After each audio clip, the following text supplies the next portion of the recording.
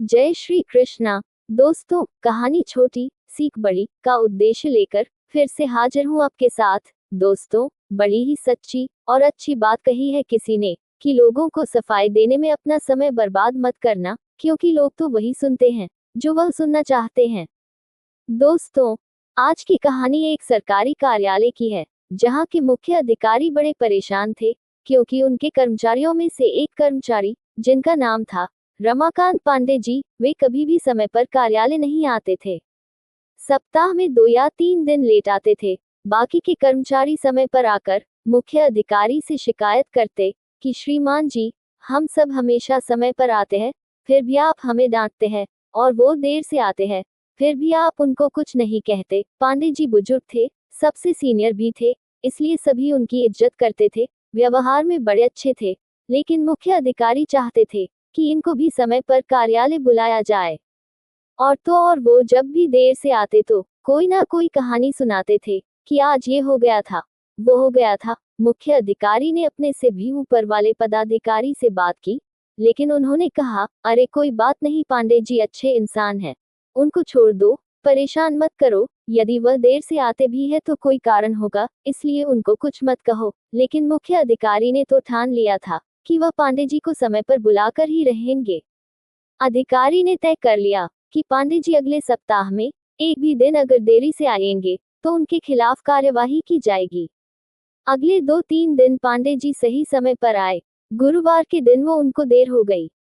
सब लोग कार्यालय पहुंच चुके थे, पांडे जी का कोई पता नहीं था। अधिकारी ने चपरासी से कहा कि जैसे ही पांडे जी आ जाए, उनको सीधे मेरे कक्ष में भेज देना।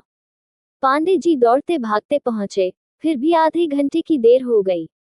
चपरासी ने कहा, अरे पांडे जी, आपको बड़े साहब बुला रहे हैं, उनके कक्ष में जाए। वहां पहुंचे तो उनको देखते ही अधिकारी उन पर बिफर पड़े।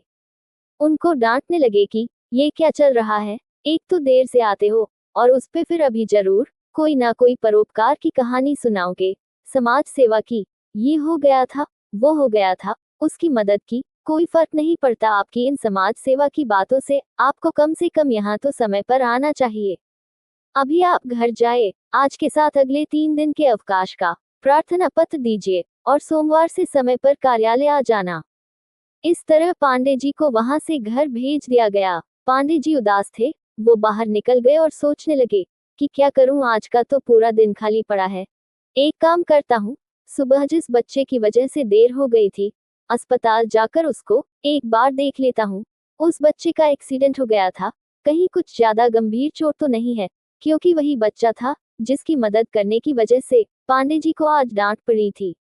यही सब सोचते हुए वे अस्पताल पहुंच गए। वहां डॉक्टर से पूछा कि बच्चे के हाल क्या है। डॉक्टर ने कहा, आप समय पर लेकर के आ गए, इसलिए बच्चे की जान बच गई। और सुनिए, उस बच्चे के माता पिता आए हैं, उनसे मिल लीजिए, वो भी आपसे मिलना चाहते हैं।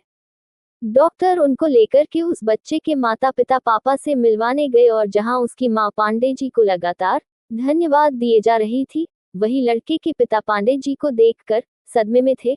वो कुछ बोलते उससे पहले ही पांडे जी ने पूछा, सर वो आपका बेटा है।